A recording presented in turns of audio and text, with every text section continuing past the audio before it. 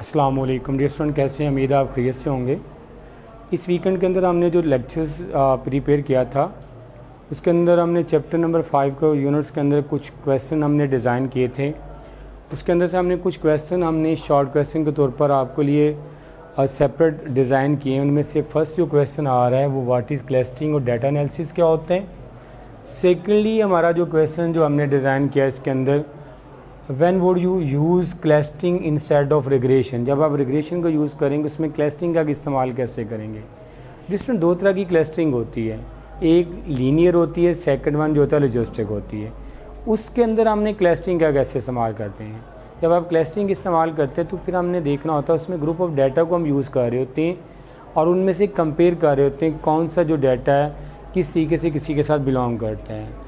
Third one जो question हमने design किया है इसमें के मैप है, क्लस्टरिंग है और इसकी वर्किंग मैकेनिज़्म कैसे होता है। फोर्थ वन हमने पढ़ा था इसकी परफॉर्मेंस मैट्रिक्स मॉडल में क्या आती है, इसको वैल्यूएशन कैसे होगी। इसकी दो टाइप्स होती हैं। फर्स्ट वन जो होता है उस आपके पास जो होता है मैट्रिक्स एरर आती है, सेकंड वन जो होता है एक्यूरेसी में मैट्रिक्स आता है। दो तरह के मैट्रिक्स होते हैं, एक एरर होता है जिसमें दूसरा जो होता है हमारे पास जो एक्यूरेसी होता है। जब आप एरर मैट्रिक्स की बात करते हैं तो वहाँ पे हमने दोनों चीज़ों को डिज़ाइन करना होता है। फर्स्ट वन हमने जो प्रीडिक्ट वैल्यूज़ को फाइंड आउट करना होता है, सेकंड वन होता है एक्चुअल वैल्यू को फाइंड आउट करना होता है। इन दोनों में जो डिफरेंस होता है वो हमारा एरर आ जाता है।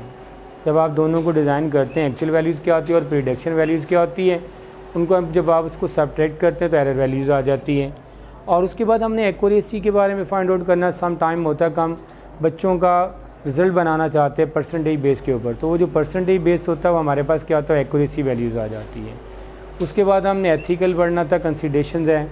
एथिकल जो हमारे पास कंसिडरेशन दो तरह की होती है, एक फेयर होता है, दूसरा डाटा की प्राइवेसी होता है। जब भी आप काम कर रहे होते हैं, फेयरिंग के अंदर बात कर रहे होते हैं तो आपके पास लॉफुल होना चाहिए, सब लोगों के लिए इक्वल रूल्स होना चाहिए ताकि डाटा की परफॉर्मेंस अच्छे तरीके से हो सके। सेकंड वन जब आप मॉडल को स्टैटिकल मॉडल को डिज़ाइन करते हैं तो उसके अंदर जो सेकंड जो हमारे पास जो ऑप्शन आता है वो इसके अंदर जो उसके बारे में एथिकल में आता है वो हमारे पास दूसरा जो आएगा वो हमारे पास होता है जो जब हम इसको डिज़ाइन करते हैं उसके अंदर प्राइवेसी इशू आता है। जब भी आप प्राइवेसी इशू की बात करते हैं तो हमारे पास जो परफेक्ट इशू आता है वो प्राइवेसी के ऊपर होता है। तो जब भी हम डाटा को बनाते हैं तो सबसे पहले हम प्राइवेसी को रखते हैं, विदाउट परमिशन आपका डाटा की वायलेशन ना हो, उसको डाटा को सिक्योर किया जाता है। उसके बाद हमारे पास जो नेक्स्ट आर्टिकल आता है डाटा की विजुलाइजेशन होती है।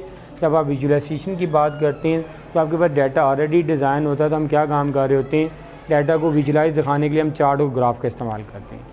तो कम्प्लेक्स डाटा होता है, कम्प्लेक्स इन्फॉर्मेशन होती है, हम उसको चार्ट और ग्राफ की शक्ल में शो करवा रहे होते हैं। हमारे जो सिलेबस में हमने डिज़ाइन किया था विजुलाइजेशन की जो टाइप्स होती हैं वो 5 होती हैं। फर्स्ट वन जो विजुलाइजेशन होती है वो बार चार्ट्स होता है, सेकंड वन जो होता है वो लाइन चार्ट होता है, थर्ड वन हिस्टोग्राम होता है, फोर्थ वन स्कैटर्ड प्लॉट होता है, फिफ्थ वन जो लास्ट आता है वो हमारे पास बॉक्स प्लॉट होता है जिसे विस्कर प्लॉट भी कहा जाता है। ये हमने 5 टाइप पढ़ी थी विजुलाइजेशन की, जिसमें हम डाटा को विजुलाइज तौर पर डाटा को दिखा सकते हैं। फिर हमने इसके बाद लास्ट पे हमने पढ़ा था कि इसकी ये कैसे अंडरस्टैंड करने के लिए इस्तेमाल होता है। जिसमें जब आप विजुलाइजेशन कर रहे होते हैं, ग्राफ बना रहे होते हैं, डाटा को ग्राफ की शक्ल में रिप्रेजेंट कर रहे होते हैं, तो उसको अंडरस्टैंड करना as compare to lengthy program, as compare to ज़्यादा इन्फॉर्मेशन होता है वो हमारे लिए आसान हो जाता है। हमारे लिए क्या होता है वो आसान हो जाता है, इसलिए हम विजुलाइजेशन को इस्तेमाल करते हैं। फिर हम वहाँ पे डिफरेंट किस्म के बार चार्ट पढ़ा था जिसमें हमने बार चार्ट को इस्तेमाल किया था। ये कंपेयर करने के लिए इस्तेमाल होता है, दो वैल्यूज़ को कंपेयर करने के लिए इस्तेमाल कर रहे होते हैं। फिर हिस्टोग्राम हमने पढ़ा था, उसके बाद हमने लाइन ग्राफ पढ़ा था जिसमें हमने टेम्परेचर का डेली बेसिस पे टेम्परेचर को मेंशन किया था, उसमें कैसे वेरिएशन आती है उसको मेंशन किया जाता था।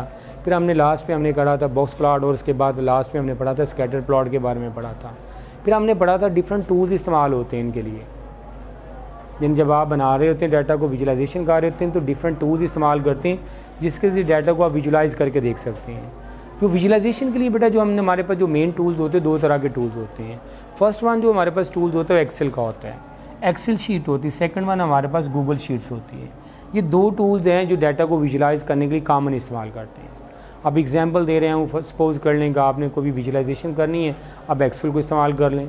एक्सेल के अंदर कॉलम के अंदर आप डाटा टाइप करें, फिर डाटा को सिलेक्ट करने के बाद उसको विजुलाइजेशन करवा लें। विजुलाइजेशन में डिफरेंट किस्म के चार्ट इस्तेमाल होते हैं। आप उसमें बार चार्ट यूज़ करवा लें, कॉलम चार्ट यूज़ करवा लें, लाइन चार्ट यूज़ करवा लें, पाई चार्ट यूज़ करवा लें, सिलेंडर चार्ट यूज़ करवा लें, स्कैटर बॉक्स यूज़ करवा लें, स्कैटर प्लॉट यूज़ करवा लें, एटसेट्रा वगैरह। कोई भी तरीके से आप विजुलाइजेशन करवा रहे होते हैं। तो लिहाजा यहाँ पे हमारे पास जो दो तरह की ऐप्स हैं, दो तरह के प्रोग्राम्स होते हैं, दो तरह के टूल्स हम यूज़ कर रहे होते हैं डाटा की विजुलाइजेशन के। और लास्ट में हमने जो रीड करना है कि इसके स्टेप्स क्या हैं डाटा को जब आप डिज़ाइन किया जाता है। जिस जब आप डाटा को बना रहे होते हैं, डाटा की विजुलाइजेशन कर रहे होते हैं, फर्स्ट वन जिस प्रोग्राम के अंदर उसकी विजुलाइजेशन करनी होती है उस प्रोग्राम को आप ओपन करते हैं। सेकंड वन जब आप ओपन कर लेते हैं, अगर एक्सेल में बनाना तो एक्सेल को ओपन कर लें, गूगल शीट को के अंदर प्रोग्राम्स को आपने डेवलप करना था गूगल शीट को ओपन कर लें। जब आप प्रोग्राम को ओपन कर लेंगे, सेकंड वन हमारा जो ऑप्शन होता है उसकी जो क्रिएशन का प्रोसीजर्स होता है वो हम क्या काम करते हैं, उसमें डाटा को इंटर करते हैं। जब आप डाटा इंटर कर लेते हैं जिसके ऊपर आपने ग्राफ को ड्रा करना होता है उसको सिलेक्ट करते हैं, उसको विद हेडिंग जो आपने कॉलम हेडिंग डिज़ाइन की होती है उसको सिलेक्ट करते हैं। फिर हम क्या काम करते हैं, जो थर्ड ऑप्शन होता है जब आप डाटा को सिलेक्ट करने के बाद हमारे पास जो ऑप्शन आता है हम क्या काम करते हैं, आप मेन्यू से आप टैब के अंदर जो इंसर्ट टैब पे जाते हैं, इंसर्ट टैब से आप किसको सिलेक्ट करते हैं, चार्ट को सिलेक्ट करते हैं। जब चार्ट को सिलेक्ट करते हैं फिर डिज़ायर ऑप्शन आ जाता है, उनमें की सब टाइप्स आ जाती है, उनमें से किसी एक को मेंशन कर लेते हैं, हमने ये चीज़ ड्रा करनी है।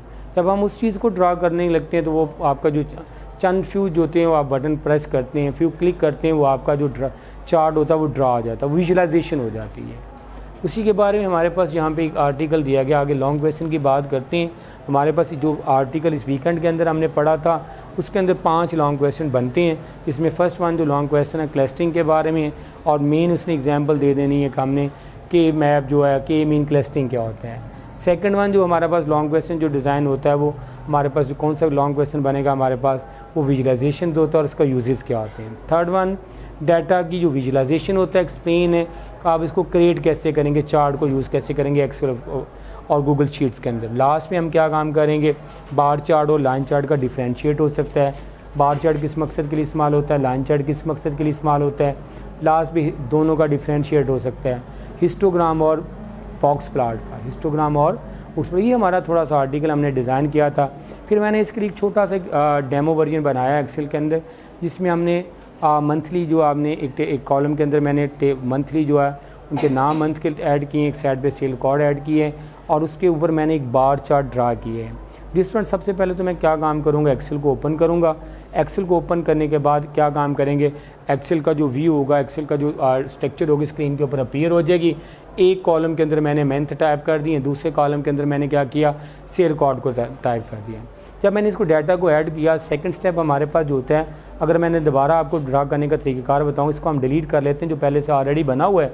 हम इसको डिलीट करने के बाद क्या काम करेंगे डियर स्टूडेंट, फर्स्ट वन हम जिसके ऊपर ड्रा करना चाहते हैं उतने डाटा को सिलेक्ट कर लें। अगर तो हमने सब के ऊपर बनाना है तो सब डाटा को, पूरे डाटा को आपने सिलेक्ट कर लेना है। फिर सेकंड वन हम काम पे जाएंगे डियर स्टूडेंट, हमारे पास इंसर्ट टैब होगी। जब इंसर्ट टैब आएगी तो हमारे पास क्या काम करेंगे, बाकी जो उसकी चार्ट की टाइप्स आ जाएंगी। जो टाइप के अंदर हम किसको ड्रा करना चाहते हैं, बार चार्ट को ड्रा करना चाहते हैं। बार चार्ट के अंदर हम क्या काम करेंगे, उसमें कोई भी चार्ट की ड्रा करेंगे तो वो आपका जो चार्ट होगा वो स्क्रीन के ऊपर डिस्प्ले हो जाएगा। यहाँ पे हमने बार चार्ट को सिलेक्ट किया, लिहाजा वो बार चार्ट बन जाता है। अगर आप इसके अलावा किसी और चार्ट को भी ड्रा करना चाहते हैं, डिज़ाइन करना चाहते हैं, वहाँ पे काफ़ी सारी चार्ट की टाइप आ रही है। यहाँ पे पाई चार्ट आ रहा है, बार चार्ट आ रहा है, एरिया स्कैटर चार्ट आ रहा है, अदर चार्ट की भी किस्में आ रही हैं। जिसको भी चूज़ करेंगे वो चार्ट जो होगा वो डिज़ाइन हो जाएगा। लिहाजा मैंने एक छोटा सा एग्जांपल के तौर पर आपको डेमोस्ट्रेट करवाया कि आपने चार्ट को अगर स्प्रेडशीट यूज़ करें, एक्सेल यूज़ करें, इसमें कैसे बनाएंगे। फर्स्ट वन हम एक्सेल का प्रोग्राम ओपन करेंगे। सेकंड वन हम क्या काम करेंगे, 2 कॉलम हमने यूज़ कर लिए। एक कॉलम के अंदर हमने मंथ ऐड कर लिए, सेकंड कॉलम के अंदर हमने इसकी सेल को ऐड कर लिया। फिर हमने क्या किया, जो डाटा ऐड किया होगा उनको डाटा को हम क्या काम करेंगे, उसको सिलेक्ट करेंगे। फिर हम क्या काम करेंगे, डिस्टेंट इंसर्ट टैब पे जाएंगे। जब इंसर्ट टैब पे क्लिक करेंगे तो उसका इंसर्ट टैब जो होगा ओपन हो जाएगा। उन इंसर्ट टैब के अंदर से हम क्या काम करेंगे, जिस टैब के अंदर आपने जो कॉलम बनाना चाहते हैं, जो आपने चार्ट ड्रा करना चाहते हैं, उस सब टैब को चूज़ करवा लेंगे। यूँ ही आप उसके ऊपर क्लिक करेंगे तो वो चार्ट जो होगा आपकी स्क्रीन के ऊपर डिस्प्ले हो जाएगा। ये हमारा एक छोटा सा आर्टिकल था जो हमने वीकेंड के अंदर डिज़ाइन किया। फर्स्ट वन हमने क्या पढ़ा था, उसकी चार्ट की टैब पढ़ी थी, विजुलाइजेशन पढ़ा था, स्कैटिंग पढ़ा था, उसको बनाने का तरीक़ेकार था। ये कोशिश करेंगे डियर स्टूडेंट इनको अच्छे तरीके से तैयार कर लें। इसी के रिलेटेड शॉर्ट क्वेश्चन होंगे, इसी के रिलेटेड लॉन्ग क्वेश्चन होंगे। इसी आर्टिकल जो हमने वीकेंड के अंदर डिज़ाइन किया इसी के अंदर MCQs होंगे। कोशिश करने का आपके पास आज का दिन भी है और संडे सारा दिन आपके पास अवेलेबल होता है। आप इस छोटे से आर्टिकल को 3 से 4 पेजेस का हमने आर्टिकल लर्न किया है इस वीकेंड के अंदर, अच्छे तरीके से इसको तैयार करें। उम्मीद है कि आप अच्छे तरीके से आप तैयार होगा तो आपका जो रिज़ल्ट होगा वो भी 100% होगा। अल्लाह हाफिज़, टेक केयर।